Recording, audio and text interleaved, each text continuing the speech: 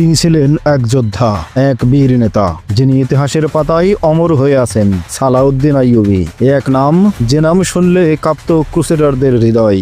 দুর্ভেদ্য দুর্গ, রক্তক্ষয়ী যুদ্ধ আর কৌশলের অপূর্ব নিদর্শন ছিল তার জীবন। জেরুজালেম পুনরুদ্ধারের সেই মহাকাব্যিক অভিযান আজও বিশ্বের অন্যতম গৌরব গাথা। এই সিরিজে আমরা তুলে ধরব সুলতান সালাউদ্দিন আইয়ুবীর প্রতিটি দুঃসাহসিক পদক্ষেপ, যে গল্প কেবল ইতিহাস নয়, এ এক প্রেরণার উৎস। আসুন ফিরে যাই সেই সময়ের স্রোতে, জেনে নেই সেই মহান বীর যোদ্ধার জীবন গাথা। ফেইথ অ্যান্ড ফ্যাক্টস এর আয়োজনে সালাউদ্দিন আইয়ুবীর দুঃসাহসিক অভিযানের আজকের পর্বে আপনাকে স্বাগতম। আমাদের প্রত্যেকটি ভিডিও তার পূর্ববর্তী ভিডিওর সাথে সম্পর্কযুক্ত। আপনি যদি আমাদের আগের ভিডিওগুলো না দেখে থাকেন, তাহলে এখনই আমাদের চ্যানেল থেকে আগের ভিডিওগুলো দেখে আসতে পারেন। আপনি নতুন হলে আমাদের চ্যানেলটি সাবস্ক্রাইব করুন। ইতিমধ্যে সাবস্ক্রাইব করে থাকলে অসংখ্য ধন্যবাদ। 1175 সালের এপ্রিল মাস, যুদ্ধে পরাজিত হয়ে একটি পর্ণকুটিরে আশ্রয় নিয়েছিল আল মালেকুস সালেহের ঐক্যজোটের অন্যতম সদস্য সুলতান সাইফুদ্দিন গাজী। অপর সদস্য হারানের সেনাপতি গোমস্তগিন ভয়ে হারানে না ফিরে আশ্রয়ের সন্ধানে ছুটল হলবের পথে। তিনজনই তাদের ক্যাম্পের মূল্যবান তাঁবু, রসদ এবং অস্ত্রশস্ত্র ছেড়ে পালিয়েছিল। সুলতান আইয়ুবের সৈন্যরা তাদের সৈন্যদের যুদ্ধবন্দী করার সাথে সাথে সেগুলোও করায়ত্ত করল। যুদ্ধবন্দীদের হাজির করা হলে সুলতান সালাউদ্দিন আইয়ুবের সামনে। তিনি তাদের বললেন, খোদার কসম, ক্ষমতার মোহ বা বীরত্ব প্রদর্শনের জন্য আমার সৈনিকরা অস্ত্র ধরেনি। আমরা লড়াই করছি আল্লাহর সন্তুষ্টির জন্য। আমাদের আপাতত টার্গেট ফিলিস্তিন বিজয়। ফিলিস্তিনের এই অগ্রযাত্রার পথে প্রতিরোধ গড়ে তুলেছিল সালেহ, সাইফুদ্দিন এবং গুমাস্তগিন। তাই তাদের বিরুদ্ধে আমাদের লড়তে হয়েছে। তোমাদের সাথে আমাদের কোনো দুশ্মনী নেই। তোমরা মুসলমান, আমাদের ভাই। তোমরা যদি এই ভ্রাতৃত্ব মেনে নাও, ওয়াদা করো আর কখনো ইসলামের অগ্রযাত্রায় প্রতিবন্ধক হবে না, তবে এখন থেকে তোমরা স্বাধীন। আমি বিনা শর্তে তোমাদের সবাইকে মুক্তি দিচ্ছি। তোমরা এখান থেকে যার যার বাড়িতে চলে যেতে পারো। যারা ইসলামের জন্য আমাদের সাথে ফিলিস্তিন অভিমুখে যেতে চাও, তাদেরকে দাওয়াত দিচ্ছি আমার বাহিনীতে সামিল হওয়ার জন্য। সুলতান আইয়ুবীর এই উদারতা এবং মহত্ব ছিল জাতির প্রতি তার অসম্ভব ভালোবাসা এবং মানুষের প্রতি মমত্ববোধের অন্যতম স্বাক্ষর। তিনি যে উদারতার পরিচয় দিয়েছিলেন, তার ফলও পেয়েছিলেন সাথে সাথেই। যুদ্ধবন্দীদের কেউ কেউ ফিরে গেলেও অধিকাংশই আইয়ুবীর বাহিনীতে ভর্তি হয়ে গিয়েছিল। যুদ্ধের ময়দান থেকে আল মালেকুস সালেহ, সাইফুদ্দিন গাজী এবং গোমস্তগিনের পলায়ন কোনো সাধারণ ঘটনা ছিল না। এর রাজনৈতিক এবং মনস্তাত্ত্বিক প্রভাব ছিল সুদূর প্রসারী। গোমস্তগিন হারানে না গিয়ে হলবে আল মালেকুস সালেহের কাছে আশ্রয় নিয়েছিল। হারান ছিল যুদ্ধের ময়দান থেকে সবচেয়ে কাছে। সুলতান আইয়ুবী তাকে অনুসরণ করে হারানের দিকে যাত্রা করতে পারে এই ভয়ে গোমস্তগিন নিজের কেল্লার মায়া ছেড়ে পালিয়েছিল। এতেই বোঝা যায় সে কতটা ভয় পেয়েছিল। অন্যদিকে একাধারে মুসিলের আমির, শাসক এবং সেনাপতি সাইফুদ্দিন আশ্রয় নিয়েছিল এক অজ্ঞাত পর্ণকুটিরে। বীর যোদ্ধা এবং কৌশলী সেনাপতি হিসেবে তার যথেষ্ট সুনাম ছিল, কিন্তু সেই সুনামকে ছাইচাপা দিয়ে সে আশ্রয় নিয়েছিল পর্ণকুটিরে। এমনটিই হয়, মুসলমান তার ইমান বিক্রি করে দিলে সিংহ থেকে পরিণত হয় ভেড়ায়। কারণ যে ইমান তার ঢাল এবং তলোয়ার, তাই সে হারিয়ে ফেলেছে। সাইফুদ্দিন এতই শৌখিন এবং বিলাসপ্রিয় ছিল, যুদ্ধের ময়দানেও সে হেরেমের বাছাইকৃত সুন্দরীদের সঙ্গে রাখত। সাথে থাকত মদের বোতল এবং সুরার পাত্র। আরও থাকত তার অতি প্রিয় সুন্দর সুন্দর পোষা পাখি। কিন্তু পালাবার সময় এইসব আমোদ ফুর্তির উপকরণ ফেলে রেখেই পালাতে হয়েছিল তাকে। তার সহসেনাপতি পালাবার সময় তাকে পরামর্শ দিয়েছিল মুসিলে যেতে, কিন্তু সুলতান আইয়ুবীর কমান্ডোদের ভয়ে এই প্রস্তাব নাকচ করে দিয়ে সাইফুদ্দিন তার দুই সঙ্গীকে নিয়ে মুসিলের পথ থেকে একদিকে সরে পড়েছিল। ভয় পাচ্ছিল আইয়ুবীর কমান্ডোরা তার পিছু নিল কিনা। সাইফুদ্দিন যেদিকে পালিয়েছিল সে অঞ্চলটা ছিল খুবই দুর্গম, কাঁটাগোল্ল পরিবেষ্টিত পাহাড়ি উপত্যকা, মাঝে মধ্যে ক্ষুদ্র ক্ষুদ্র সবুজ প্রান্তর। আত্মগোপন করার জন্য খুবই উপযুক্ত জায়গা। তিনি সেই দুর্গম অঞ্চল দিয়ে এগিয়ে যেখানে থামলেন, সে জায়গাটা মুসিল শহর থেকে তখনও বেশ দূরে। রাত তখন গভীর। হালকা জ্যোৎস্নার মধ্য দিয়ে কিছু ছোট ছোট বাড়িঘর তার নজরে এলো। সাইফুদ্দিন এগিয়ে গেল সেই বাড়িগুলোর দিকে। প্রথম বাড়ির সামনে গিয়েই দরজায় আঘাত করল। গভীর রাতে ঘুম ভেঙে উঠেল এক বৃদ্ধ, মুখে তার সফেদ দাড়ি। দরজা খুলেই দেখতে পেল সামনে তিনজন অশ্বারোহী দাঁড়িয়ে।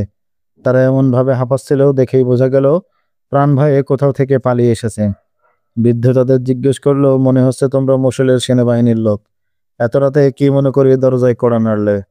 আগে আমাদের একটু পানি খাওয়াও। ও হ্যাঁ, তাই তো, গত 2 দিন যাবৎ যারা আসছে সবাই এসেই প্রথমে পানি খেতে চাই।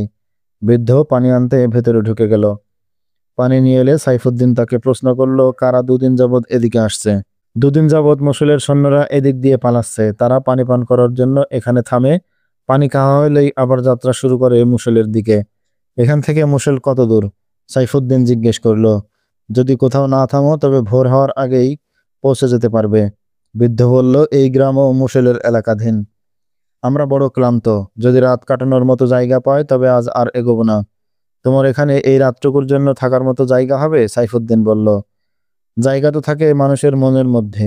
বৃদ্ধ উত্তরে বলল, এই গরিবের ঘরে যদি তোমার থাকতে পারো তবে নিশ্চয়ই জায়গা হবে। নেমে এসো ভেতরে। তিনজন ঘোড়া থেকে নেমে ঘরের ভেতরে ঢুকে গেল। বুড়ো ঘোড়াগুলো বাড়ির পিছন দিয়ে বেঁধে নিয়ে ফিরে এলো কামরায়। মশালের আলোয় আগন্তুকদের দিকে গভীর দৃষ্টিতে তাকালো বৃদ্ধ। মনোযোগ দিয়ে দেখতে লাগলো ওদের পোশাক। আমাকে চিনতে চেষ্টা করছো? সাইফুদ্দিন হেসে বলল। তুমি তো কোনো সিপাহী নয়। বৃদ্ধ অবাক হয়ে বলল, তুমি খুব বড় কোনো অফিসার অথবা সেনাপতি হবে। ইনি মুসলের আমির গাজী সাইফুদ্দিন। সঙ্গী একজন বলল, তুমি কোনো সাধারণ লোককে মেহমান রাখনি, তোমার মেহমানদারির উপযুক্ত মূল্য তুমি পাবে। আমি সহকারী সেনাপতি, আর এই ব্যক্তি একজন ঊর্ধ্বতন সেনা কমান্ডার। একটি কথা খুব মনোযোগ দিয়ে শোনো। বুড়োকে উদ্দেশ্য করে সাইফুদ্দিন বলল, এমনও হতে পারে আমাকে দীর্ঘদিন তোমার ঘরে অবস্থান করতে হবে। আমি দিনের বেলা বাইরে বের হব না। আমি এখানে আছি এই কথা কোনোভাবেই জানাজানি হওয়া চলবে না, কারণ কেউ জেনে গেলে বিপদের সম্ভাবনা আছে। যদি এমন কিছু ঘটে যায় তবে আমি তো বিপদে পড়বই। তোমার ভাগ্য দুর্ভোগ ছাড়া আর কিছুই জুটবে না। অতএব সাবধান। আর যদি তুমি গোপনীয়তা বজায় রাখতে পারো তবে অশেষ মূল্য পাবে। বৃদ্ধ বলল, এটা মুসলের অঞ্চল। এর সব বাড়িঘর আপনার। আপনি আপনার হৃদয়ের রাজ্যে যেখানে খুশি যেভাবে খুশি থাকবেন। আমরা আপনার নগণ্য প্রজা। আমাদের যেভাবে হুকুম করবেন সেভাবে চলবো। যতদিন এখানে থাকবেন অন্তর দিয়ে আপনার খেদমত করব। আপনি যদি লুকিয়ে থাকতে চান তবে তাই হবে। আমাকে নিয়ে আপনার দুশ্চিন্তার কিছু নেই। আপনার আস্থা অর্জনের জন্য এতটুকু বড়াই যথেষ্ট মনে করি। আমার কলজের টুকরো ছেলেকে আমি আপনার সেনাবাহিনীতে দিতেও দ্বিধা করিনি। আমি তাকে সেনাপতি পদে প্রমোশন দেব। সহকারী সেনাপতি বলল। বৃদ্ধ দীর্ঘশ্বাস ছেড়ে বলল, এক পিতা হিসেবে এই কথা শুনে আমার খুশি হওয়া উচিত। কোন বাপ তার ছেলের উন্নতি চায় না? কিন্তু বড় কষ্টে আজ বলতে ইচ্ছে করে, দয়া করে যদি তাকে আপনি সেনাবাহিনী থেকে নিষ্কৃতি দেন তাহলে আমি বেশি খুশি হব। বৃদ্ধের উদাস চোখে ভাসতে লাগলো ছেলের চেহারা। ঠিক আছে, আমি তাকে সেনাবাহিনী থেকে অবসর দেব। সাইফুদ্দিন বলল, জানি প্রত্যেক পিতাই চাই তার সন্তান যেন বেঁচে থাকে। আমি তাকে স্বাধীনভাবে বেঁচে থাকার ব্যবস্থা করে দেব। উদ্দেশ্যহীনভাবে বেঁচে থাকার মধ্যে কোনো সার্থকতা নেই। আমি তাকে এই জন্য সেনাবাহিনীতে পাঠাইনি, লড়াইয়ের সময় দুশ্মনের সামনে বুক পেতে দেওয়ার পরিবর্তে কাপুরুষের মতো সে পেছনে পড়ে থেকে জীবন বাঁচাক। এক পিতা হিসেবে সে বেঁচে থাকুক আমি তো অবশ্যই চাই, কিন্তু তার চেয়ে বেশি করে চাই জাতির খেদমতে সে জীবন উৎসর্গ করুক। আল্লাহর পথে চলতে গিয়ে প্রয়োজনে বিলিয়ে দিক নিজের জীবন। বৃদ্ধ বলল, আমি তাকে সেনাবাহিনীতে পাঠিয়েছিলাম মহৎ চিন্তা এবং চেতনা এবং আদর্শে উদ্বুদ্ধ হয়ে। একদিন এই আদর্শের জন্যই আমি অস্ত্র হাতে নিয়েছিলাম।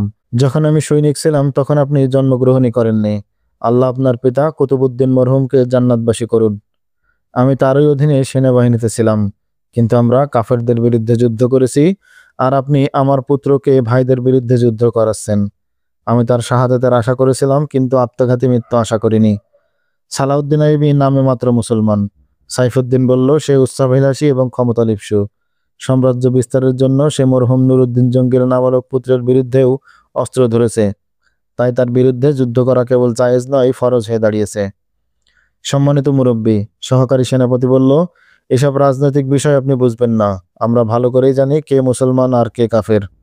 ওরে আমার ছেলেরা, বৃদ্ধ বলল, ইতিহাস থেকে শিক্ষা গ্রহণ করো। আমার বয়স এখন ৭৫ বছর। আমার বাবা ৯০ বছর বয়সে মারা যান। আমার দাদা ৫০ বছর বয়সে যুদ্ধের ময়দানে শহীদ হন।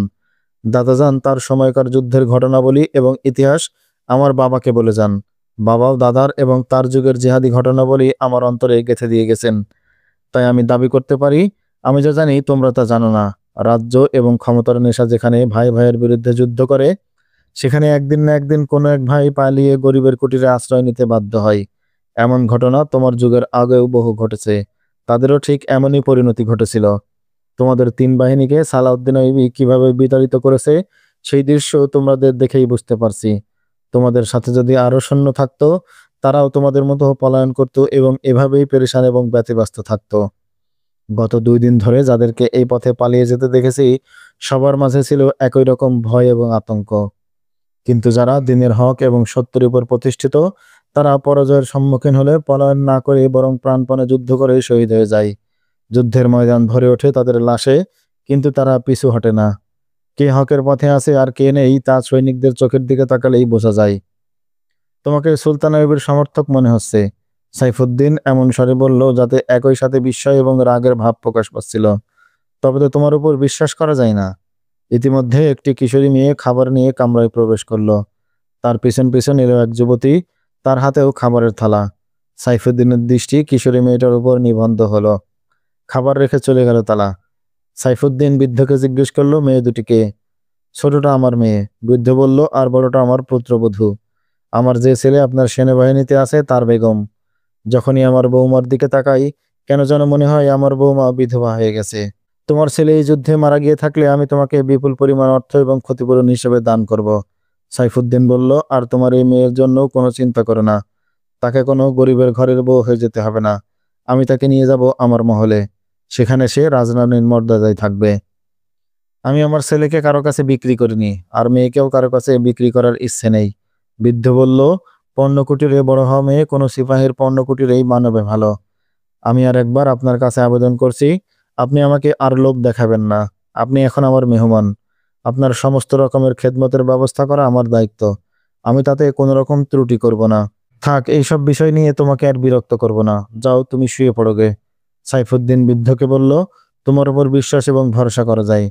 তোমার প্রতি আমি এই জন্য খুশি যে আমার রাজ্যে তোমার মতো সত্যবাদী এবং স্পষ্টভাষী নীতিবান লোক এখনো বেঁচে আছে। বৃদ্ধ সেখান থেকে চলে গেল। সাইফুদ্দিন তার সঙ্গীদের বলল, এই ধরনের লোক কখনো ধোঁকা দিতে পারে না। তোমরা এর কন্যাকে দেখেছো কি ফুলের মতো সুন্দর? একদম খাঁটি মতি, সহকারী সেনাপতি বলল। এদের অবস্থা একটু ভালো হলে তবে এই মতি সুন্দর ঝুড়িতে পড়বে। সাইফুদ্দিন হেসে সহকারী সেনাপতিকে বলল, তুমি মুসলের সংবাদ নাও, সৈন্যদের একত্রিত করো, সালাউদ্দিন আইয়ুবের তৎপরতার খবর নাও।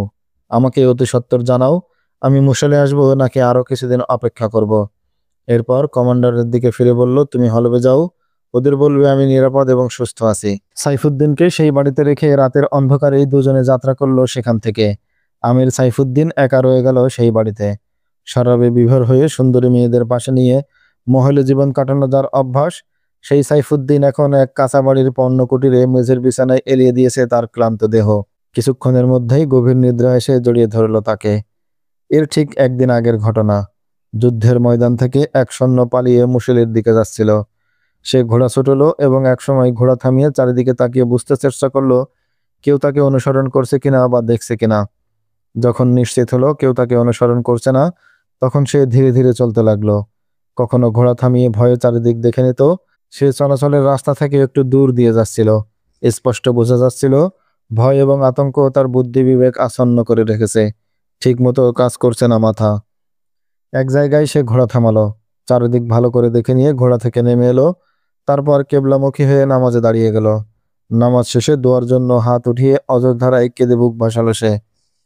মোনাজাত শেষ হলেও সে সেখান থেকে উঠল না।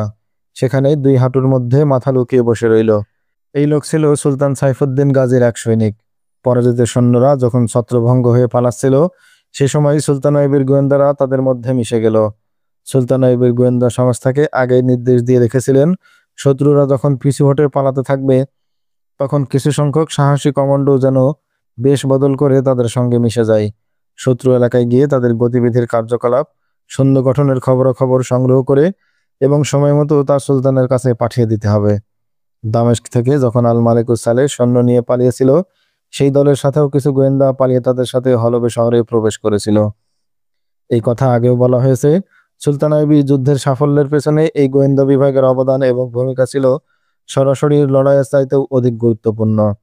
তাই গোয়েন্দা বিভাগের লোক নির্বাচনের সময় অসাধারণ বুদ্ধিমান এবং ধীর মস্তিষ্কের লোকদের প্রতি অধিক নজর দেওয়া হতো।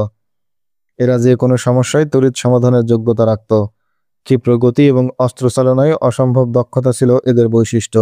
1175 সালের এপ্রিল মাসে সুলতান আইয়ুবী যখন সম্মিলিত বাহিনীকে পরাজিত করে হলবের পথে এগিয়ে যাচ্ছিলেন, তার গোয়েন্দা প্রধান হাসান বিন আবদুল্লাহর প্রশিক্ষণপ্রাপ্ত গোয়েন্দারা তখন বিচ্ছিন্ন শত্রু সেনাদের সাথে মিশে হলব, মুসল এবং হারান পর্যন্ত ছড়িয়ে পড়েছিল।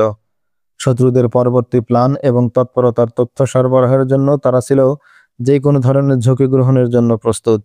এদের অনেকের ছিল শত্রুদের পোশাকে কেউ কেউ গ্রাম্য সাধারণ লোকের বেশে। তাদের সেখানে অবস্থান করা ছিল খুবই জরুরি, কেননা শত্রুর পরবর্তী আক্রমণের পরিকল্পনা এবং তৎপরতার আলোকে এই সুলতান আইয়ুবীকেও তার পরিকল্পনা সাজাতে হবে। সুলতান আইয়ুবী শত্রুদের যেই ক্ষতি করেছিল তাতে তাদের ধারণা ছিল শত্রুদের পুনর্গঠিত হতে অনেক সময় লাগবে। শত্রুদের যেই তিনটি দল ছিল, সুলতান আইয়ুবী ভালোভাবেই জানতেন এই তিন দলের মধ্যে আন্তরিকতা এবং মিল নেই। এই তিন দলের প্রত্যেক দলনেতারই উদ্দেশ্য এবং লক্ষ্য ছিল আইয়ুবীকে পরাজিত করে ইসলামী সাম্রাজ্যের সমস্ত ক্ষমতার মালিক নিজে হওয়া। তারা মনে মনে একে অন্যের বিরুদ্ধে থাকলেও অবস্থার প্রেক্ষিতে সুলতান আইয়ুবী তাদের সকলেরই প্রধান শত্রু ছিলেন। এই জন্যই তাদের একত্রিত হওয়া এবং এক কমান্ডে যুদ্ধ করা সম্ভব হয়েছিল। গোয়েন্দারা খবর নিয়ে নিশ্চিত হলো পরবর্তীতেও ঐক্যবদ্ধভাবেই তাদের যুদ্ধ চালানোর সম্ভাবনা রয়েছে। তবুও সুলতান আইয়ুবী বেশ ভালো মতোই বুঝতেন এমন বিলাসপরায়ণ এবং আরামপ্রিয় আমিররা যুদ্ধের ময়দানে অধিক সময় টিকে থাকতে পারবে না। তিনি একথাও বুঝতেন এই আরামপ্রিয় আমিরদের উস্কে দেওয়া এবং তাদের পরিপূর্ণ মদদ এবং সাহায্য সহযোগিতা খ্রিস্টানরাই দিয়ে যাচ্ছে। এইসব আমিরদের পাশে খ্রিস্টানদের উপদেষ্টারা সবসময় আছে এবং তারা এই যুদ্ধের মূল পরিকল্পনা তৈরি করে দিচ্ছে।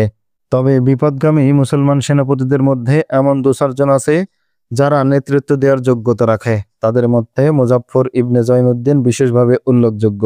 এই লোক সুলতান আইয়ুবীর অধীনে সেনাপতির দায়িত্ব পালন করেছে, ফলে সুলতান আইয়ুবীর রণকৌশল এবং যুদ্ধের চাল তার ভালো করেই জানা আছে। খ্রিস্টান উপদেষ্টারা মুজাফফর উদ্দিনের মতো যোগ্য সেনাপতিকে যথেষ্ট গুরুত্ব দিত এবং তাকে দিয়ে সুলতান আইয়ুবীকে সবসময় বিব্রত এবং সন্ত্রস্ত করে রাখতে চাইত। সুলতান আইয়ুবীকে যে চিন্তা সবচেয়ে বেশি পেরেশান করেছিল সেটি হলো তার রণক্লান্ত সেনাবাহিনী। আল্লাহর সাহায্যের পর এই সেনাবাহিনী ছিল তার একমাত্র সান্ত্বনা এবং অবলম্বন। এমন প্রলয়ঙ্করী এবং ব্যাপক যুদ্ধের পর তাদের সামান্য বিশ্রাম এবং বিরতি না দিয়ে আবারও ব্যাপক সংঘাতে জড়িয়ে পড়া তিনি যৌক্তিক মনে করতে পারছিলেন না। আবার বিরতি দিলে দুশমনের সংগঠিত হওয়ার যে সুযোগ সৃষ্টি হবে তাও আইয়ুবীর জন্য কেবল বিপদই বাড়াবে।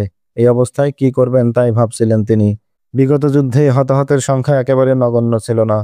যদিও শত্রুদের তিনি পরাজিত করতে পেরেছেন, কিন্তু তার মূল্যও কম দিতে হয়নি।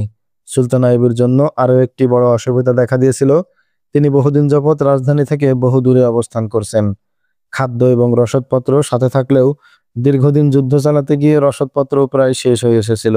এইসব সমস্যার সমাধানের জন্য তিনি দ্রুত নিকটবর্তী এলাকা থেকে সৈন্য ভর্তি শুরু করে দিলেন। নতুন সৈন্যদের মধ্যে তলোয়ার চালানো, তীর চালানো এবং অশ্বারোহণের ট্রেনিং শুরু হয়ে গেল। সেই সাথে তাদের মধ্যে নতুন প্রেরণা এবং জিহাদি জজবা জাগানোরও প্রশিক্ষণ শুরু হলো। আইয়ুবী তখন অনেক ব্যস্ত। নতুন সেনা ভর্তি এবং তাদের প্রশিক্ষণের কাজে একদলকে নিয়োজিত করে অন্যদের নিয়ে তিনি বিজিত এলাকার উপর নিয়ন্ত্রণ এবং আধিপত্য প্রতিষ্ঠার দিকে মনোযোগ দিলেন। সম্মিলিত বাহিনীর পরাজয়ের ফলে এমন অনেক এলাকা বিনা যুদ্ধে এবং প্রতিরোধহীন অবস্থায় করায়ত্ত হয়েছিল, যেসব অঞ্চলে ফৌজি চৌকি স্থাপন করে তাকে নিজের রাজ্যের অন্তর্ভুক্ত করা জরুরি হয়ে পড়েছিল। তিনি পরগনার পর পরগনা অতিক্রম করে সেই সব অঞ্চলে নিজের পতাকা উড়িয়ে এগিয়ে চললেন। এইভাবে যেতে যেতে শেষে তিনি এমন এক এলাকায় পৌঁছে গেলেন যেখানে দূর দূরান্ত পর্যন্ত শস্য শ্যামল সবুজ প্রান্তরের অবারিত সৌন্দর্য খেলা করছিল। এই সবুজের সমারোহ সম্ভব হয়েছিল এখানে পানির অজস্র উৎসধারা থাকাই। ছুটতে ছুটতে সেনাবাহিনী এবং তাদের ঘোড়াগুলো ক্লান্ত হয়ে পড়েছিল। উট এবং ঘোড়াগুলো সামনে এত ঘাস পানি দেখে আনন্দে লাফিয়ে উঠল। এই অপরূপ সৌন্দর্যের সুষমা দেখে সুলতান আইয়ুবীর চোখ জুড়িয়ে গেল। এখানেই ক্যাম্প করার আদেশ দিলেন তিনি। ক্যাম্প করা হলো। ক্যাম্পের দেখাশোনা এবং পাহারার জন্য দায়িত্ব দেওয়া হলো বাহিনীর একদল সেনা সদস্যকে। গোয়েন্দা এবং কমান্ডোরা ছড়িয়ে পড়েছিল আশেপাশের চারিদিকে। তাদের আদেশ দেওয়ার প্রয়োজন ছিল না, তাদের কাজ চলছিল আপন গতিতে। এই সেই স্থান যে তুর্কামানে সুলতান আইয়ুবী ক্যাম্প করেছিলেন বলে আগেই উল্লেখ করা হয়েছে। এর পূর্ণ নাম হুব্বাতুত তুর্কামান, অর্থাৎ ঝর্ণস্রাত তুর্কামান। এই ক্যাম্পে অবস্থানকালেই সুলতান সালাউদ্দিন আইয়ুবীকে আল মালিকুস সালেহ তার প্রতারণামূলক সন্ধিপত্র পাঠিয়েছিল। 3-4 দিন পর এক গোয়েন্দা মারফত সাইফুদ্দিন গাজীকে লেখা আল মালিকুস সালেহের পত্র থেকে সুলতান এই সম্পর্কে বিস্তারিত জানতে পেরেছিলেন। সুলতান আইয়ুবীকে এই চিঠি খুবই বিচলিত করেছিল ঠিকই, কিন্তু বিচলিত হয়েও হুট করে কোনো অভিযান চালানোর মতো অদূরদর্শী সেনাপতি তিনি ছিলেন না। কারণ শত্রুদের মতো তারও সেনাবাহিনীকে নতুন করে সাজানোর প্রয়োজন ছিল। এই ক্যাম্পে বসেই সুলতান আইয়ুবী সেনা অফিসারদের উদ্দেশ্য করে বললেন, সেনা ভর্তি দ্রুত করো। এদেরকে সম্মিলিত বাহিনীর বিরুদ্ধে যুদ্ধ করার উপযুক্ত করে গড়ে তোলো। এই কাজ দ্রুত সারতে হবে তোমাদের। আল্লাহ তোমাদের বড় দয়া করেছেন। তিনি তোমাদেরকে এমন শত্রুর সামনে দাঁড় করিয়েছেন যারা বোকা এবং বুজদিল। যদি শত্রুরা হুঁশিয়ার এবং বিচক্ষণ হতো তবে এই পরাজয়ের পর দ্রুত পেছনে সরে ওরা আবার ঐক্যবদ্ধ হয়ে যেত। কিন্তু এমন হিম্মতওয়ালা এবং বিচক্ষণ নেতৃত্বের অভাবে কার্যকরী সামরিক শক্তি গড়ে তুলতে ওদের সময় লাগবে। এই জায়গাটিকে আমার মনে হয় এক জান্নাতের টুকরো। যেমন এর প্রাকৃতিক সুষমা, তেমনি অঢেল সম্পদে পরিপূর্ণ এর ভাণ্ডার। ঘোড়া এবং উটগুলোর জন্য এমন আদর্শ জায়গা সহজে পাওয়া যায় না। এখানে আমাদের যুদ্ধের পশুগুলো তৃপ্ত হয়ে ঘাস পানি খেয়ে শক্তি লাভ করবে। পরে যদি 10 দিনও আহার পানি না পায় তবুও লড়ে যেতে পারবে। বন্ধুগণ, শত্রুকে ছোট ভাববে না। সৈনিকদের বিশ্রামের প্রতি খেয়াল রেখো, কিন্তু অলস হতে দিও না। ডাক্তারদের বলবে তারা যেন রাতে না ঘুমায়। আহত এবং অসুস্থদের যত শীঘ্র সুস্থ করে তোলো। রোগীদের সেবা শুশ্রূষা এবং যত্ন যেন রাত দিনে একই গতিতে চলে। তিনি অফিসারদের উদ্দেশ্যে আরো বললেন, মনে রাখো, আমাদের শত্রু আমাদের মুসলিম ভাইরা নয়। যদিও তাদের বিরুদ্ধে আমাদের অস্ত্র ধরতে হচ্ছে, কিন্তু তাদের ব্যাপারে আমাদের অন্তরে থাকতে হবে মহব্বত এবং দরদ। তাদেরকে সঠিক পথে ফিরিয়ে আনাই আমাদের উদ্দেশ্য, হত্যা করা নয়। তাদেরকে তিরস্কার করা, গালমন্দ করা বা বিতাড়িত করা তোমাদের কাজ নয়। দুশমন আমাদের ক্রুসেডাররা, খ্রিস্টান এবং ইহুদিরা। টার্গেট আমাদের ফিলিস্তিন। পথে বসে আপোষে চুল টানাটানি এবং ঝগড়া করে সময় ক্ষেপণ করলে তাতে দুশমনেরই লাভ। এভাবে যতক্ষণ ওরা আমাদের ব্যস্ত রাখতে পারবে তাতে তাদের উদ্দেশ্যই সফল হবে। এসব উটকো ঝামেলাকে মনে করবে গায়ে পড়া মশামাছি। চলতি পথে ওরা এসে গায়ে পড়লে হাত চালিয়ে মারবে ঠিকই, কিন্তু গন্তব্যের পথে ছুটে চলা বন্ধ করে পথের মশা মেরে দিন কাটিয়ে দেওয়া চলবে না। গন্তব্য তোমাদের ফিলিস্তিন। বুকের ভেতর প্রথম কেবলা মসজিদুল আকসার জলজলে ছবি। পথের সমস্ত বাধা মাড়িয়ে ফিলিস্তিনের মাটিতে পা রাখতে হবে তোমাদের। তোমাদের দৃষ্টি সেদিকেই নিবন্ধ রেখো। ডানে বায়ে তাকানোর পরিবর্তে অগ্রসর হও ফিলিস্তিনের পথে। যদি রাস্তায় কাটাঝোপ তোমাদের আটকে পড়ে জামা, সেই জামা খুলে নেওয়ার পরিবর্তে ছিঁড়ে ছুটে এগিয়ে যাবে। মুজাহিদদের কাছে উদ্দেশ্য হাসিলের চাইতে গুরুত্বপূর্ণ আর কোনো কাজ নেই, থাকতে পারে না। যুদ্ধের ময়দান থেকে পালিয়ে নিরাপদ আশ্রয়ে চলে যাচ্ছিল সম্মিলিত বাহিনীর সেনা সদস্যরা। সাইফুদ্দিন গাজীর সেনাবাহিনীর এক সিপাহী একাকী পথ চলছে। সে যাচ্ছিল মুসলের দিকে। চোখে মুখে ভয় এবং আতঙ্কের ছাপ স্পষ্ট। এই বাহিনীর অধিকাংশ সৈন্যেরই সমরক্ষেত্র থেকে পালিয়েছে। তারা একাকী বা ক্ষুদ্র ক্ষুদ্র দলে বিভক্ত হয়ে যার যার আশ্রয়ে ছুটে যাচ্ছে প্রাণপণে। দল থেকে বিচ্ছিন্ন হয়ে এই সৈনিক একাকী পালাচ্ছিল, খুঁজছিল কোনো নিরাপদ আশ্রয়। সে ছিল খুবই পেরেশান এবং ক্লান্ত। সে রাস্তার এক স্থানে ঘোড়া থামিয়ে নামাজ আদায় করলো। নামাজ শেষে হাত উঠিয়ে অঝোর ধারায় অশ্রু ঝরিয়ে দেওয়া করলো আল্লাহর দরবারে। তখনও তার দুচোখ বেয়ে অশ্রু ধরছে। দোয়া শেষ হলেও সে সেখান থেকে উঠল না। সেখানেই মাথার দু হাঁটুর মাঝে গুজে গভীর চিন্তায় ডুবে রইল। আরেক অশ্বারোহী এসে থেমে গেল তার পাশে। সিপাহীটি চিন্তার এমনই মগ্ন ছিল, ঘোড়ার পদধ্বনিতেও তার ধ্যান ভাঙল না। অশ্বারোহী অশ্বপৃষ্ঠ থেকে নামলো এবং এগিয়ে গিয়ে সিপাহীর কাঁধে হাত রাখলো। আঁতকে উঠে মাথা তুলে তাকালো সিপাহী। আমি তোমাকে দেখেই বুঝতে পেরেছি তুমি যুদ্ধের ময়দান থেকে পালিয়ে এসেছো। আরোহী তার পাশে বসে বলল, কিন্তু তুমি এমন ভাবে বসে আছো কেন? তুমি কি আহত? বলো, তোমাকে কি সাহায্য করতে পারি? আমার শরীরে কোনো জখম বা ক্ষত নেই। সিপাহী বুকে হাত রেখে বলল, জখম আমার এই হৃদয়ের গভীরে। এই ক্ষত থেকে যে আবিরাম রক্তক্ষরণ হচ্ছে তা আমি তোমাকে কেমন করে দেখাবো? যে অশ্বারোহী শান্তভাবে তার বসেছিল সে ছিল সুলতান আইয়ুবের এক গোয়েন্দা। পলায়ন পর দুশমনের সাথে মিশে শত্রু এলাকায় যাওয়ার জন্য ময়দান থেকে বের হয়েছিল সে। এই যুবকের নাম দাউদ। ট্রেনিং প্রাপ্ত গোয়েন্দা বিধায় সে সিপাহীকে গভীরভাবে নিরীক্ষণ করে বুঝে নিল একে কাজে লাগানো যাবে। সে বুঝতে পেরেছিল ভীতি এবং আতঙ্কের চাইতে আবেগ এবং লজ্জা তাকে আহত করছে বেশি। আর এই মর্মাহত হওয়ার পিছনে কাজ করছে পরাজয়ের গ্লানি। দাউদ সিপাহীর সাথে এমন দরদ ভরা কণ্ঠে কথা বলল, সিপাহী মনের কথা বলার জন্য এমন একজন দরদি মানুষ পেয়ে মনের সব আবেগ ঢেলে দিল তার সামনে। যুদ্ধ করা আমার বংশগত পেশা।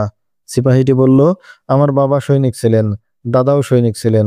সৈনিক পেশা যেমন আমাদের জীবন জীবিকা অর্জনের পথে, তেমনি এটাই আমাদের আত্মারও খোরাক। কিন্তু আমার বাপ দাদারা যুদ্ধ করেছে আল্লাহর সৈনিক হিসাবে, ইসলামের জন্য, ধর্ম এবং জাতির জন্য। আমি কার জন্য যুদ্ধ করছি? আমি জানি খ্রিস্টানরা আমাদের জঘন্যতম শত্রু, তারা আমাদের জাতির শত্রু। আমি এটাও জানি আমাদের প্রথম কেবলা এখন খ্রিস্টানদের অধিকারে। আমার বাবা আমাদের শত্রুকে আর বন্ধুকে তা ছোটবেলা থেকেই গল্প করে জানিয়ে দিয়েছেন, আমাদের শুনিয়েছেন আমাদের পূর্বপুরুষদের সংগ্রাম এবং যুদ্ধের অনেক ইতিহাস। আমিও ইসলামের জন্যই সেনা বিভাগে ভর্তি হয়েছিলাম। দেশ এবং জাতির হেফাজতের মহান আদর্শ ছিল আমার সামনে। সেনাবাহিনীতে ভর্তি হওয়ার পর আমাদের বলা হলো সালাউদ্দিন আইয়ুবী খ্রিস্টানদের বন্ধু এবং চরিত্রহীন লোক। তার আগে আমরা জানতাম সুলতান আইয়ুবী খ্রিস্টানদের বিরুদ্ধে যুদ্ধ করছেন। জানতাম খ্রিস্টানরা তাকে ভীষণ ভয় পায়, কারণ তিনি মুসলমানদের প্রথম কিবলা খ্রিস্টানদের কবল থেকে মুক্ত করার জন্য সংকল্প করেছেন। কিন্তু এখন শুনলাম নতুন কথা, সুলতান আইয়ুবীর বিরুদ্ধে অনেক খারাপ মন্তব্য করে আমাদের মন বিষিয়ে তোলার চেষ্টা করা হলো। আমরা আমাদের সুলতান সাইফুদ্দিন গাজীকে সঠিক মনে করতাম, ভাবতাম পিতার মতো তিনিও ইসলামের এক সেবক। একদিন আমাদের বাহিনীকে অভিযান চালানোর আদেশ দেওয়া হলো। আমরা যুদ্ধের জন্য অভিযানে বেরিয়ে পড়লাম। তারপর একদিন শত্রুর মুখোমুখি হলাম। যুদ্ধ চলাকালে আমরা জানতে পারলাম আমরা মুসলিম বাহিনীর বিরুদ্ধে যুদ্ধ করছি, লড়াই করছি সুলতান আইয়ুবীর বিরুদ্ধে। আমি যখন আইয়ুবীর বাহিনীর মুখোমুখি হলাম, তখন শুনতে পেলাম তাদের ঘোষণা।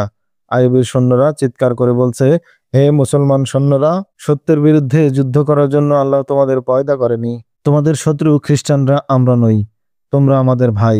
এসো আমাদের সঙ্গী হও, আমাদের প্রথম কিবলা মুক্ত করার জন্য এসো আমরা সবাই মিলে ঐক্যবদ্ধভাবে যুদ্ধ করি।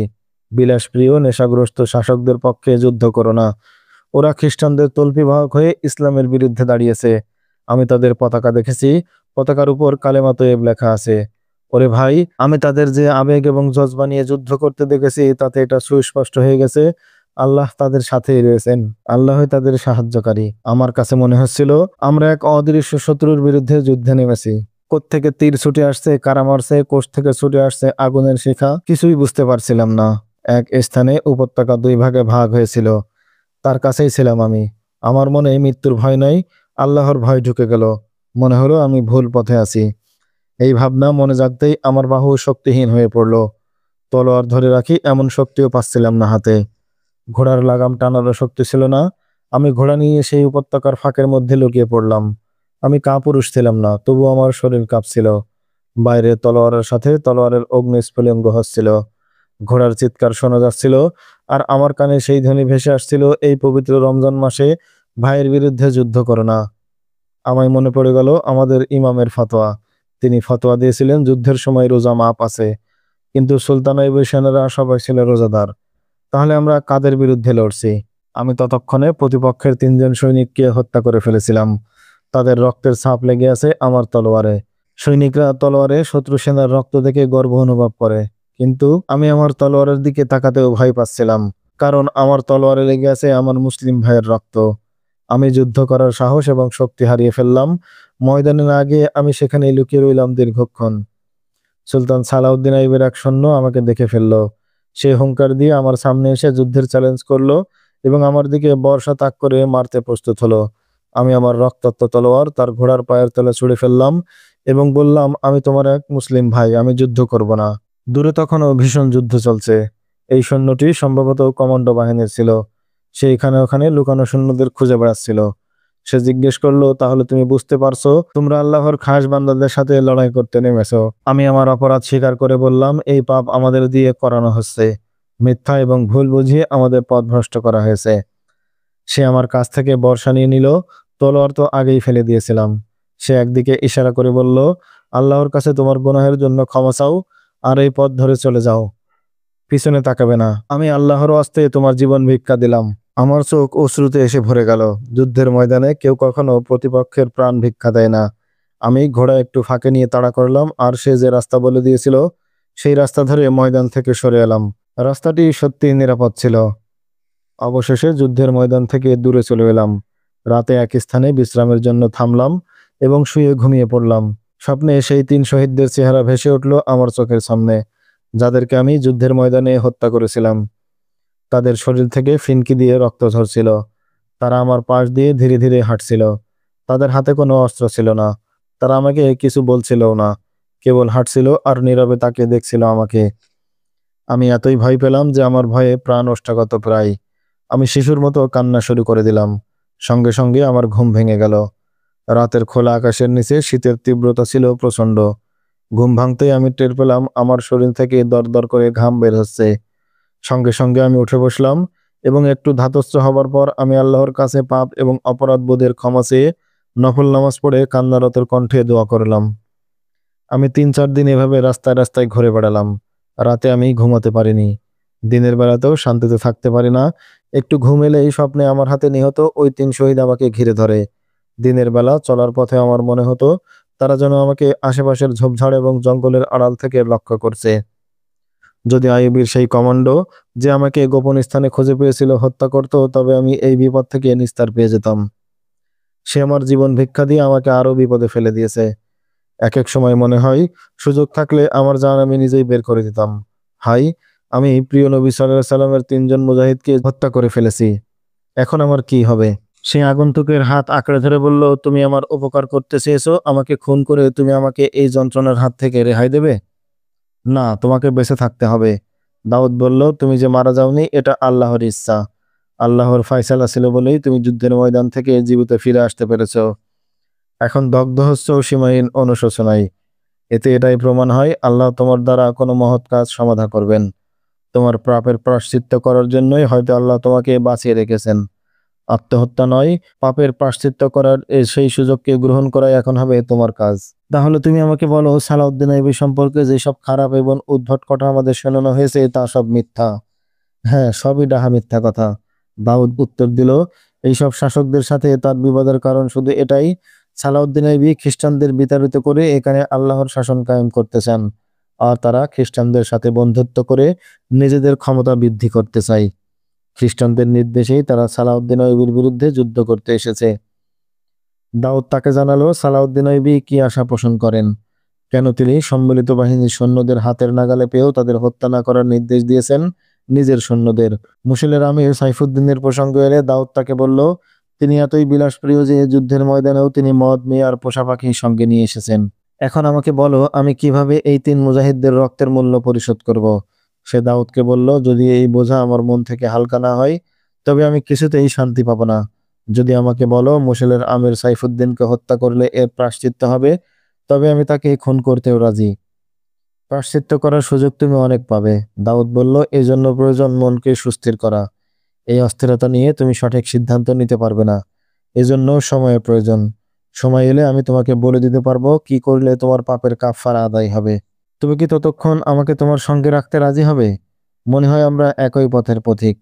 ক্ষতি কি, চলার পথে একজন বন্ধু পেলে? আমি মুশিল যাব। দাউদ নিজের মিথ্যা পরিচয় দিয়ে বলল, আমি সেখানকার বাসিন্দা। যুদ্ধ চলছে, এই অবস্থায় কোত্থেকে কি বিপদ এসে পড়ে সেই ভয়ে সদর রাস্তা ছেড়ে আমি এই পথ ধরেছি। ভালো কথা, আমি তো তোমাকে জিজ্ঞেস করতেই ভুলে গেছি, তুমি কে, কোত্থেকে এসেছো, কোথায় যাচ্ছ? তোমার পরিচয় তো এখনো জানা হলো না। আমার নাম হারেস। আমার গ্রাম এখান থেকে বেশি দূরে নয়। হারেস উত্তরে বলল, মুশিল এখনো অনেক দূর। তোমার পথেই পড়বে আমাদের গ্রাম, কিন্তু আমি তোমাকে স্পষ্ট বলে দিচ্ছি, তুমি আমাদের বাড়িতে থামতে না চাইলেও আমি তোমাকে থামতে বাধ্য করব। তুমি আমার আহত মনে শান্তি দিয়েছো।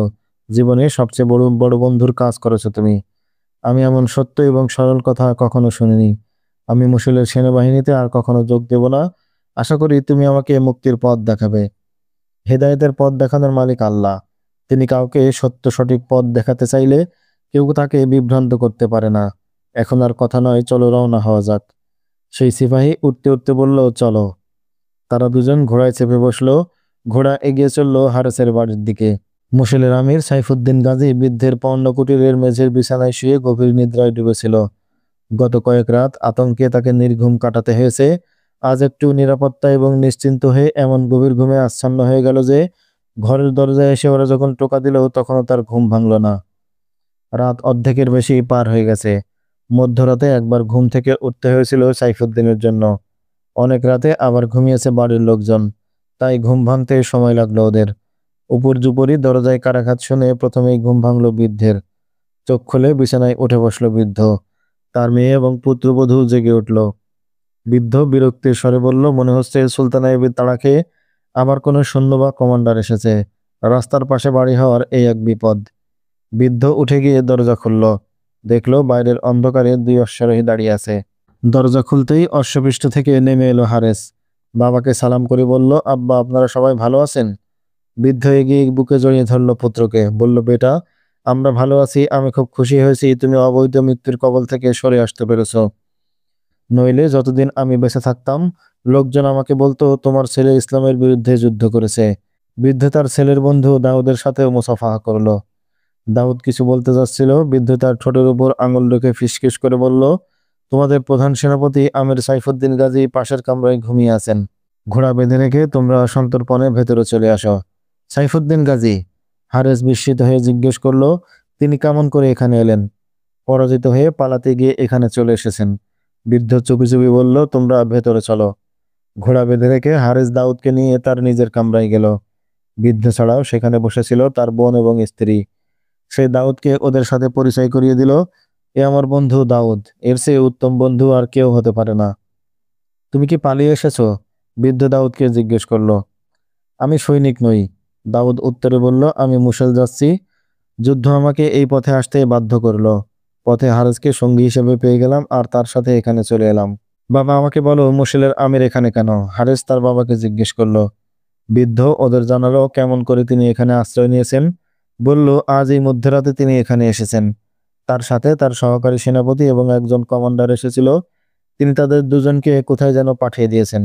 তাদের কোথায় পাঠিয়েছেন কিছুই শোনেননি আপনি? আমার কানে শুধু এই শব্দটুকুই ঢুকেছিল, সৈন্যদের একত্রিত করো আর আমাকে জানাও আমি মুসলে চলে আসবো না কিছু আরো দিন লুকিয়ে থাকবো। আমি তখন দরজার কাছে ছিলাম। আপনার কি মনে হয় তিনি মুসলের সেনাবাহিনীকে সংগঠিত করে আবার যুদ্ধে যেতে চাচ্ছেন? দাউদ জিজ্ঞেস করলো। হ্যাঁ, যদিও এখন তিনি ভয়ের মধ্যে আছেন। আমাকে বলেছেন কেউ যেন ঘুণাক্ষরেও জানতে না পারে তিনি এখানে আছেন। তবু তার চিন্তা চেতনার কোনো পরিবর্তন এসেছে বলে আমার মনে হয়নি। বৃদ্ধ বলল, আমি আমার অভিজ্ঞতার আলোকে বলতে পারি সুলতান সালাউদ্দিন আইবির বিরুদ্ধে যুদ্ধ করার সংকল্প তার অবশ্যই আছে। তিনি সহকারী সেনাপতিকে মুশিলে পাঠালেও তার কমান্ডারকে মুশিলে নয় অন্য কোথাও পাঠিয়েছেন। আমি তাকে খুন করব। হারেস বলল, তিনি মুসলিম মিল্লাতের বিভক্ত করে দিয়েছেন। মুসলমান সৈনিকদের লেলিয়ে দিয়েছেন মুসলমানদের বিরুদ্ধে। ভাইয়ে ভাইয়ে যুদ্ধ বাঁধিয়েছেন। খ্রিস্টানদের খুশি করতে স্বজাতির রক্তে রঙিন করেছেন নিজের হাত। আমি তাকে খুন করব। প্রচণ্ড রাগ ঠিকরে পড়ছিল তার চেহারা থেকে। দেয়ালের সাথে তার পিতার তলোয়ার লটকানো ছিল। সে সেটি খপ করে হাতের মধ্যে নিল। বৃদ্ধ পিতা পিছন থেকে চেপে ধরল তাকে। দাউদ ছুটে গিয়ে তার হাত চেপে ধরে ছিনিয়ে নিল তলোয়ার। হারেস নিজের নিয়ন্ত্রণ হারিয়ে মেঝের উপর পড়ে গেল। বৃদ্ধ ছেলেকে বলল, আহাম্মক, আগে আমার কথা শুনে নাও। দাউদও তাকে টেনে তুলে বলল, এমন সিদ্ধান্ত নেওয়ার আগে সবকিছু ভালোভাবে চিন্তা করে নেওয়া ভালো। আগে নিজেদের মধ্যে একটা যুক্তি পরামর্শ করে নাও। হারেস অবশেষে মেনে নিল তাদের কথা। সে সুস্থির হয়ে বসলো, কিন্তু রাগ তার মিটল না। তার চোখে মুখে রাগের অভিব্যক্তি প্রকাশ পাচ্ছিল। তাকে হত্যা করা কোনো কঠিন ব্যাপার নাই।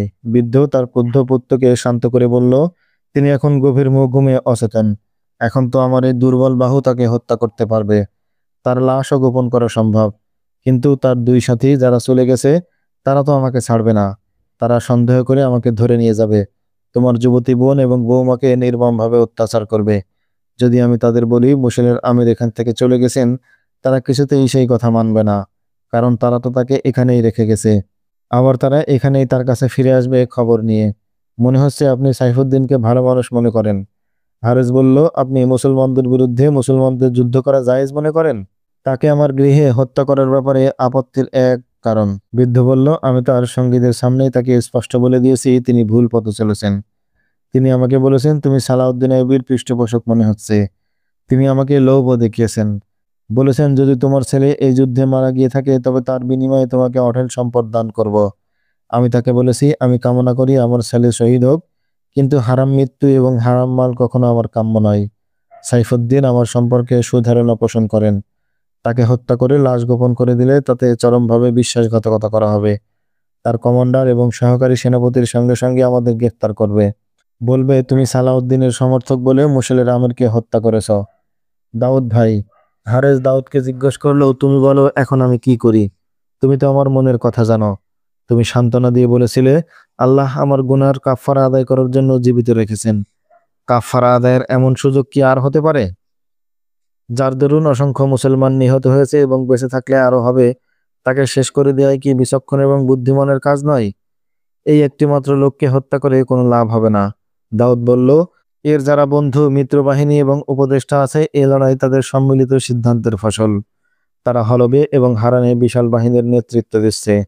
বহু সেনাপতি এবং কমান্ডার আছে এই তিন সেনাদলে। মাত্র এক সাইফুদ্দিনকে হত্যা করে এই যুদ্ধ বন্ধ করা যাবে না। এদেরকে নিরস্ত্র করার জন্য অন্য পদ্ধতি অবলম্বন করতে হবে। সেজন্য প্রয়োজন যুদ্ধের ময়দান। প্রবল প্রতিরোধে এবং চাপের মুখেই তারা অস্ত্র সমর্পণ করতে বাধ্য হবে। সালাউদ্দিন আইবি কেবল তাদের উপযুক্ত দাওয়াই দিতে পারেন।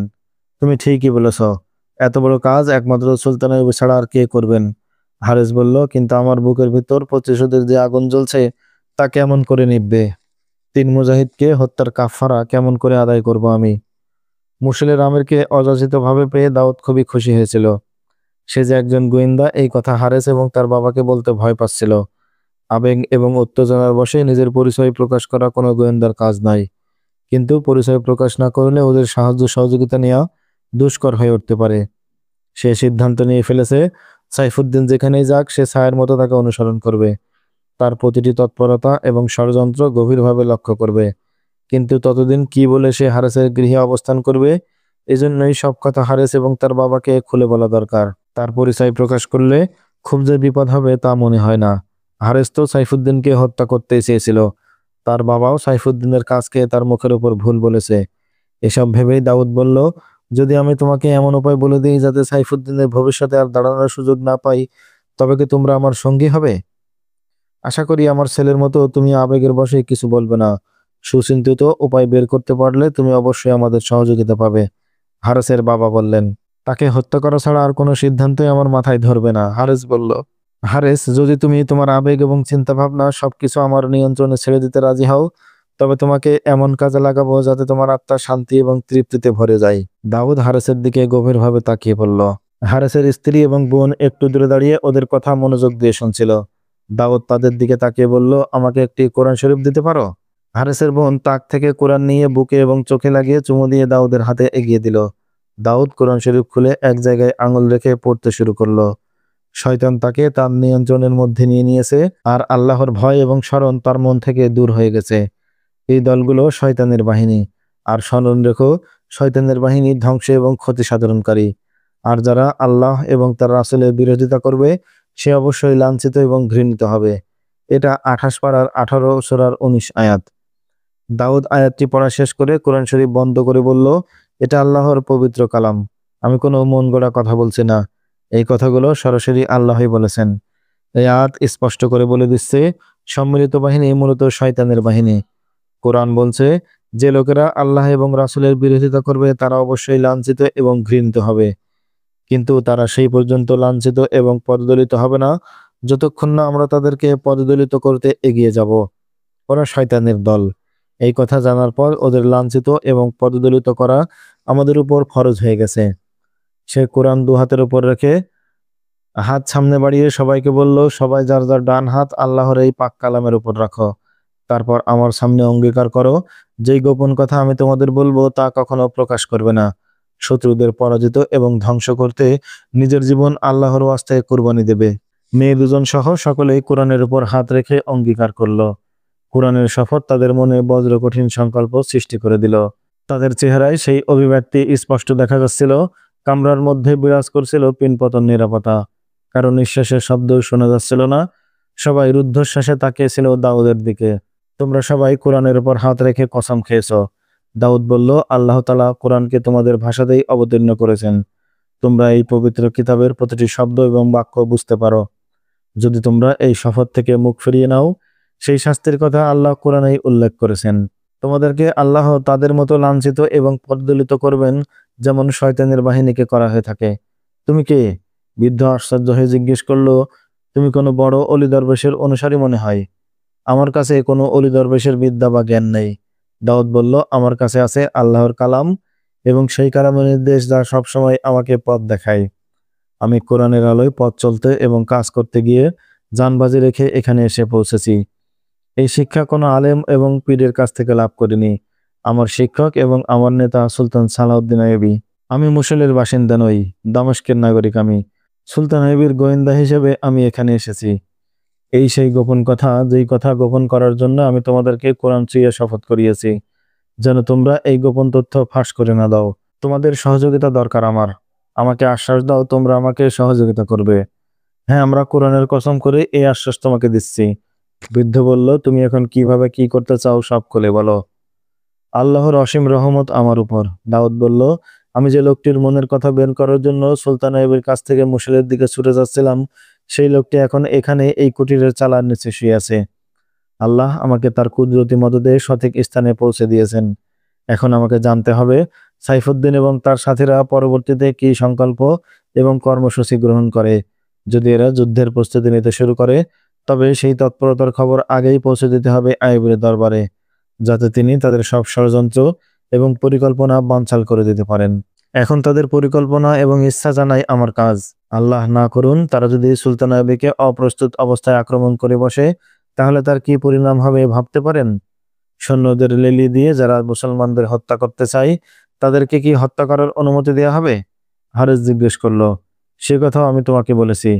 দাউদ বলল, খেয়ালের বশে হত্যা না করাই উচিত। তোমাকে প্রত্যেকটি পদক্ষেপ ধীর স্থির মাথায় চিন্তা ভাবনা করে ওঠাতে হবে। এখন সাইফুদ্দিনের উপর কড়া দৃষ্টি রাখতে হবে আমাদের। তাকে অনুসরণ করে জানতে হবে তার পরিকল্পনা কি। তিনি এখন এখানে আত্মগোপন করে আছেন। তুমি এবং আমিও আত্মগোপন করে কৌশলে তার গতিবিধি লক্ষ্য করতে থাকব। তারপর যখন সময় হবে তখন আমি বলবো, হ্যাঁ, এইবার তুমি তোমার ইচ্ছা পূরণ করতে পারো। তার আগে তাকে হত্যা করার চিন্তা মাথা থেকে সরিয়ে দাও। সাইফুদ্দিন তখনও সেই বাড়িতেই এক কামরায় গভীর নিদ্রায় শায়িত। ভোরের আলো ফুটে উঠেছে। বৃদ্ধ একটি উঁকি মেরে দেখলো তখনও ঘুমিয়ে আছে মশালের আমির। দেখতে দেখতে সূর্য উপরে উঠে গেল। অনেক বেলায় ঘুম ভাঙল তার। হারেসের স্ত্রী এবং বোন সকালের নাস্তা নিয়ে প্রবেশ করলো কামরায়। সাইফুদ্দিন হারেসের বোনের দিকে অপলক চোখে তাকিয়ে রইল। নাস্তা রেখে চলে যাচ্ছিল সে। সাইফুদ্দিন তাকে কাছে ডাকলো। বলল, তুমি আমার যে খেদমত করছো আমি অবশ্যই তার যথাযথ মূল্য দান করব। যে দান তুমি কোনোদিন কল্পনাও করনি। আমি তোমাকে আমার শাহী মহলে সুখের পায়রা বানিয়ে রাখবো। যদি আমি আপনাকে এই কুঠিরেই মেহমান বানিয়ে রাখি তাতে কি আপনি খুশি হবেন না? মেয়েটি হেসে বলল, আমি তো মরুভূমিতেও থাকতে পারি। সাইফুদ্দিন বলল, কিন্তু তুমি তো ফুলের সাথে সাজিয়ে রাখার মতো জিনিস। আপনার কি বিশ্বাস আপনার ভাগ্যে আবার মহলে ফিরে যাওয়া লেখা আছে?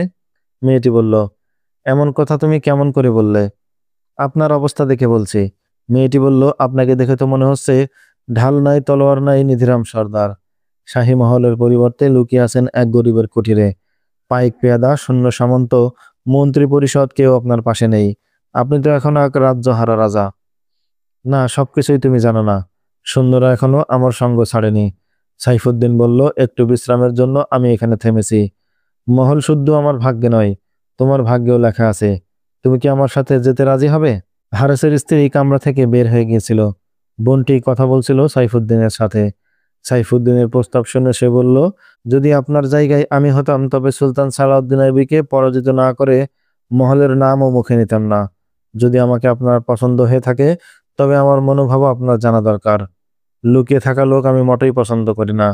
যদি যুদ্ধার বেশে দুঃসাহসী সেনাপতির মতো আপনি প্রকাশ্যে বের হয়ে নিজের সৈন্যদের ঐক্যবদ্ধ করে সুলতান আইয়ুবীকে আক্রমণ করতে পারেন তবে তখনই আমি আপনার মহলে যাওয়ার কথা চিন্তা করতে পারি। কৌশলের চাপল্য এখনো কাটেনি মেয়েটির। যৌবনের ঘরে সবেমাত্র পা দিতে শুরু করেছে। এই বয়সী মেয়েদের চেহারায় সারল্য যেমন তিরতির করে, বয়স্ক মেয়েদের মতো পাকামিও অদ্ভুত সুন্দর লাগে। তার সেই সারল্য ভরা গাম্ভীর্যের মোহময় সৌন্দর্য সাইফুদ্দিনের অন্তরে এক ধরনের পুলক এবং আকর্ষণ সৃষ্টি করছিল।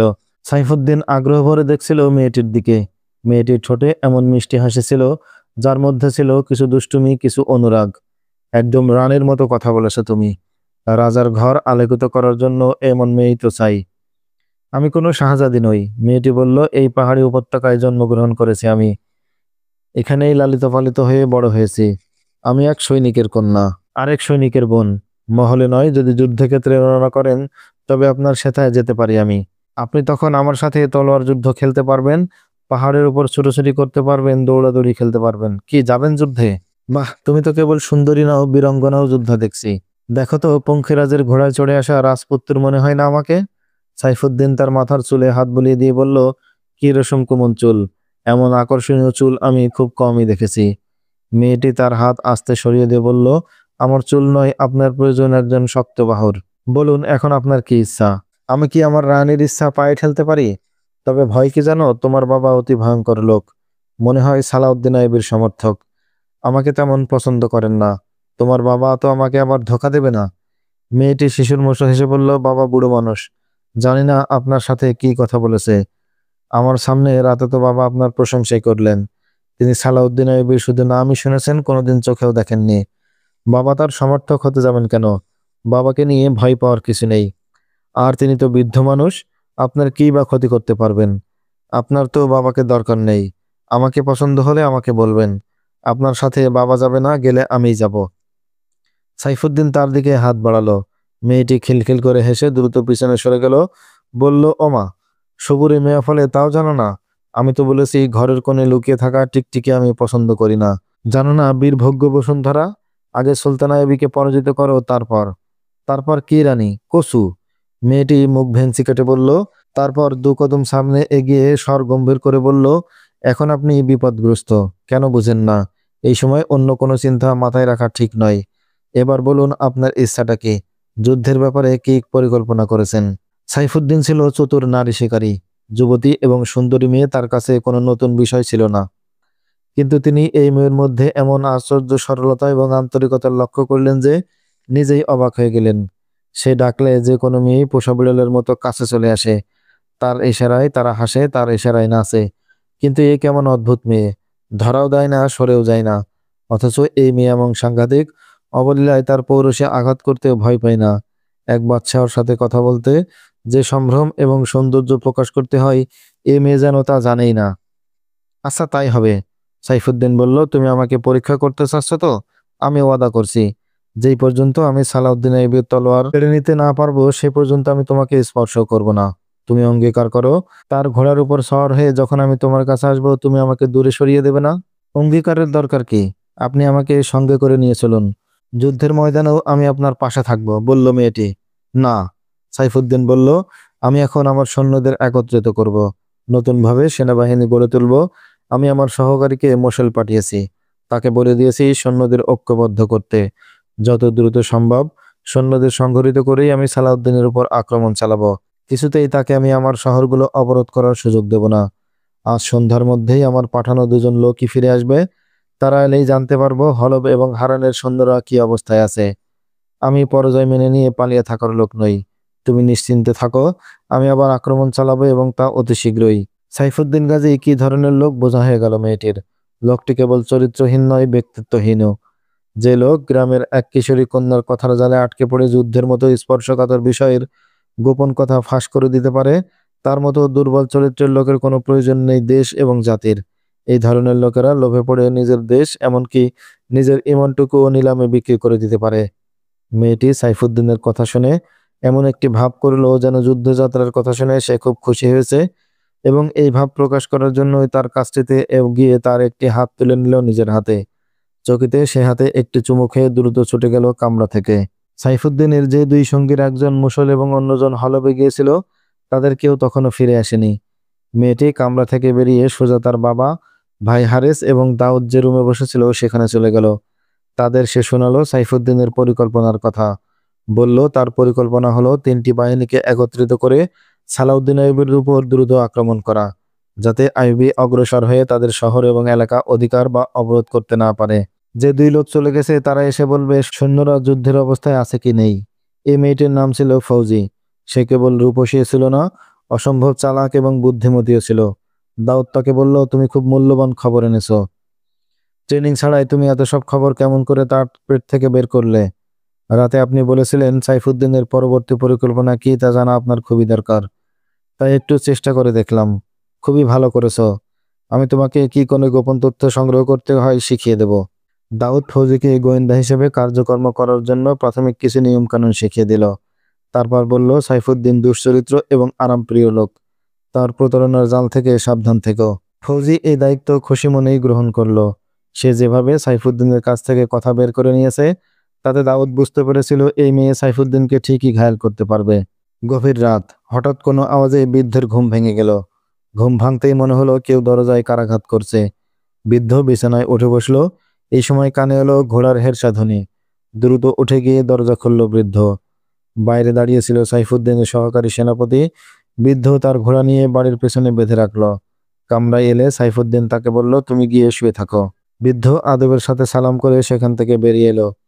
ভেতরের কামরায় গিয়ে ডেকে তুলল দাউদকে। ফিসফিস করে বলল, সহকারী সেনাপতি ফিরে এসেছেন। তারা উভয়েই দরজায় কান লাগিয়ে ওদের কথা শুনতে লাগলো। গুমস্তাগিন সম্পর্কে জানতে পারলাম তিনি আল মালুকুস সালেহের সাথে হলবে আছেন। সহকারী সেনাপতি বলল, মুসলের অবস্থা তেমন খারাপ নয়। আমাদের যে সৈন্যরা ওইখানে আছে তাদের যখন ইচ্ছা ময়দানে নেওয়া যাবে। আমাদের অর্ধেকের বেশি সৈন্য ফিরে আসতে পেরেছে। অবশিষ্ট সৈন্যদের কিছু নিহত হয়েছে, অধিকাংশই বন্দী হয়েছে। সুলতান সালাউদ্দিন আইয়ুবী অভিযান বন্ধ করে নিয়ে তুর্কামানে ক্যাম্প করে অবস্থান নিয়েছেন। খ্রিস্টান গোয়েন্দারা জানিয়েছে তারা আল জাজেরায় বাকার দাইয়ার এবং তার আশেপাশের এলাকা থেকে লোকদের সেনাবাহিনীতে ভর্তি করছে। মনে হয় আইয়ুবী সহসা কোনো অভিযানের চিন্তা করছেন না, হয়তো সেই অবস্থাও তার নেই। সাইফুদ্দিন বলল, তুমি আইয়ুবীকে চেনো না, সে অবশ্যই অভিযান চালাবে, আর তার সেই অভিযানের গতি হবে ঝড়ের মতো দ্রুত। কিন্তু তাদের ক্যাম্পের অবস্থা বলছে তারা সেখানে দীর্ঘদিন থাকবে। আমি খবর পেয়েছি তারা ভাবছে আমরা যুদ্ধ করার অবস্থায় নেই। আমাদের বহু সৈন্য তাদের হাতে বন্দী হয়, তারা ভাবছে আমরা শেষ হয়ে গেছি। উঠে দাঁড়াতে হলে আমাদেরকে অনেকদিন সময় লাগবে। তাহলে আমরা যদি এক কাজ করি, আমাদের হাতে যে সৈন্য আছে তা নিয়ে এখনই সুলতান সালাউদ্দিনের উপর আক্রমণ করে বসি, তাহলে কেমন হয়? সাইফুদ্দিন তাকে প্রশ্ন করল, অযাচিত হামলার শিকার হলে ওরা নির্ঘাত ধরা খাবে। মোকাবেলার প্রস্তুতি নেওয়ার আগেই আমরা ওদের তছনছ এবং নাস্তানাবুদ করে দিতে পারবো। শুধু আমাদের সৈন্যই আক্রমণের জন্য যথেষ্ট নয়। সেনাপতি উত্তরে বলল, আল মালেকুস সালেহ এবং গোমস্তাকিনকেও সঙ্গে নেওয়া প্রয়োজন। খ্রিস্টান উপদেষ্টারা আমাকে এই পরামর্শই দিয়েছে। তুমি কি তাদের বলে দিয়েছো আমি কোথায়? সাইফুদ্দিন জিজ্ঞেস করল। আমি এখানকার ঠিকানা বলিনি, সহকারী সেনাপতি উত্তর দিল। আমি তাদের বলেছি আপনি তুর্কামানের আশেপাশেই ঘোরাফেরা করছেন। সালাউদ্দিন আইয়ুবীর গতিবিধি লক্ষ্য করে পাল্টা হামলা চালানোর চেষ্টা করছেন। আমার মনে হয় এখানে বেশি দিন থাকা আপনার ঠিক হবে না। 3-4 দিনের মধ্যেই আমাদের মোশাল চলে যাওয়া উচিত। আগে আমাকে হলফের সংবাদ জানতে দাও। সাইফুদ্দিন বলল, কমান্ডার আজ না এলেও আগামীকালের মধ্যেই ফিরে আসবে। তুমি জানো গোমস্তাকিন শয়তান প্রকৃতির লোক। তার তো নিজের দুর্গ হারানে চলে যাওয়া উচিত ছিল। সেখানে না গিয়ে হলবে বসে কি করছে গোমস্তাকিন? শোনো, আমি মোশালে যাওয়ার আগে হলবে যাব। গোমস্তাকিন আমাদের ঐক্যজোটে শরিক হলেও তাকে আমি বন্ধু বলতে পারি না। সে ওখানে কি করছে দেখতে হবে আমাকে। তাছাড়া আল মালিকুস সালের সাথেও সামনের লড়াইয়ের সম্পর্কে একটা বোঝাপড়া করতে হবে। আমরা আক্রমণ করতে যত দেরি করব ততই সুলতান আইয়ুবের লাভ। আমরা এই সুযোগ তাকে দিতে পারি না। এই বিষয়টি সালেহকে বোঝাতে হবে। নষ্ট করার মতো সময় আমাদের হাতে নেই। যা করার জলদি করতে হবে। হ্যাঁ, সেই ক্ষেত্রে আমার পরামর্শ হচ্ছে এবার আর 3 বাহিনীকে আলাদা রাখা যাবে না। 3টি বাহিনী একটি একক কমান্ডের অধীনে যুদ্ধ করবে, আর সম্মিলিত বাহিনীর হাইকমান্ড থাকবে যোগ্য সেনাপতির হাতে। তুমি ঠিকই বলেছ। আমরা শুধু এই কারণেই পরাজিত হয়েছি, আমাদের সৈন্যরা পৃথক পৃথক কমান্ডে লড়াই করেছিল। আমরা একে অন্যের যুদ্ধের চাল সম্পর্কে কিছুই জানতাম না। নইলে মুজাফফরউদ্দিন সুলতান আইয়ুবের বাহিনীর পাশ থেকে যে প্রচণ্ড আক্রমণ চালিয়েছিল তার কখনো ব্যর্থ হওয়ার কথা ছিল না। আমার আরেকটি কথা, কেন্দ্রীয় কমান্ডো আপনার হাতেই থাকতে হবে, সহকারী সেনাপতি বলল। এবং আমাদের বন্ধুদের দিকেও সতর্ক দৃষ্টি রাখতে হবে, হেসে বলল সাইফুদ্দিন। খ্রিস্টানরা কি আমাদের ঠিকমতো সাহায্য দিবে? তারা তো আর সৈন্য দিয়ে সাহায্য করবে না, সহকারী সেনাপতি বলল। উট ঘোড়া, অস্ত্রশস্ত্র এইসব সরবরাহ করবে। সহকারী সেনাপতি কথার মোড় ঘুরিয়ে জিজ্ঞেস করলো, এখানে আপনার কোনো অসুবিধা হচ্ছে না তো? না, সাইফুদ্দিন বলল। বৃদ্ধকে বিশ্বাসযোগ্য বলেই মনে হচ্ছে। তার মেয়েটাও জালে আটকা পড়ে গেছে। মেয়েটা বড় আবেগী এবং ফুর্তিবাজ। সে আমাকে বলে কি জানো, আগে সালাউদ্দিন আইয়ুবীকে পরাজিত করেন, তার তলোয়ার কেড়ে নিয়ে তার অশ্বপৃষ্ঠ চড়ে বিজয় বেশে আসুন, আমি আপনার সাথে যাব। সহকারী সেনাপতি হো হো করে হেসে উঠল। হারেস তার বাবা এবং দাউদ দরজায় কান লাগিয়ে ওদের সব কথাই শুনছিল। সাইফুদ্দিন এবং তার সহকারী জানতেও পারেনি এই বাড়িতে বৃদ্ধ এবং 2টি মেয়ে মানুষ ছাড়া আরো 2জন নওজোয়ান আছে, যারা যে কোনো সময় তাদের হত্যা করতে পারে। সাইফুদ্দিনের দুর্ভাগ্য, ফৌজিকে জালে জড়ানোর পরিবর্তে নিজেই সে এক কঠিন জালে আটকা পড়ে আছে, এই কথাটাও জানতো না সাইফুদ্দিন। এমনকি এরকম কোনো সন্দেহ তার মনে জাগেনি কখনো। সারাদিন দাউদ এবং হারেস ঘরের বাইরে এলো না। বাড়ির একদম পেছনের কামরায় চুপচাপ 2 বন্ধু আত্মগোপন করে রইল। বাইরের দিকের কামরায় সাইফুদ্দিন এবং তার সহকারী দরজা বন্ধ করে শুয়ে বসে সময় কাটালো। তারাও কেউ ঘরের বাইরে গেল না। অতিরিক্ত 4 জন বলিষ্ঠ পুরুষ এই বাড়িতে আছে, পাড়াপড়শিরা এজন্য তা টের পেল না। বুড়ো এদিকে বেশ খেয়াল রাখছিল। বাড়ির বাইরে সামনের চত্বরে এটা ওটা করার বাহানায় বলতে গেলে সারাটা দিন বুড়ো বাইরে কাটিয়ে দিল। দিনের বেলা ফৌজি বেশ কয়েকবার তার কামরায় গিয়েছিল। সে সাইফুদ্দিনের সাথে কথা বলতো, কিন্তু ধরা দিত না। তার এই লুকোচুরি স্বভাবের কারণে সাইফুদ্দিন আরও গভীরভাবে ঝুঁকে পড়ল মেয়েটির দিকে।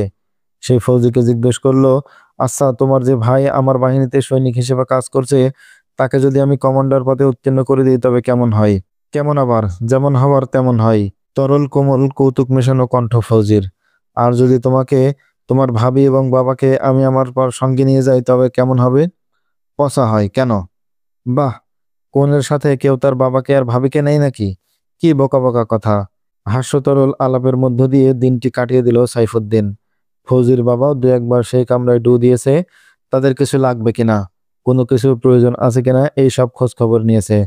মূলত সাইফুদ্দিনকে বৃদ্ধ বোঝাতে চাচ্ছিল সে তার খুব বাধ্য এবং অনুগত একজন প্রজা। কি পরিকল্পনা করছিল সাইফুদ্দিন? কি বা পরিকল্পনা চলছিল বৃদ্ধ ফৌজি এবং দাউদের মধ্যে? তারা কি পারবে সালাউদ্দিন আইবের সামনে যুদ্ধের পরিকল্পনা সময় মতো পৌঁছে দিতে? জানতে হলে অপেক্ষা করুন আমাদের পরবর্তী ভিডিওর। সেই পর্যন্ত সকলে ভালো থাকবেন। দেখা হবে নতুন ভিডিওতে। আল্লাহ হাফেজ। আসসালামু আলাইকুম ওয়া রাহমাতুল্লাহ।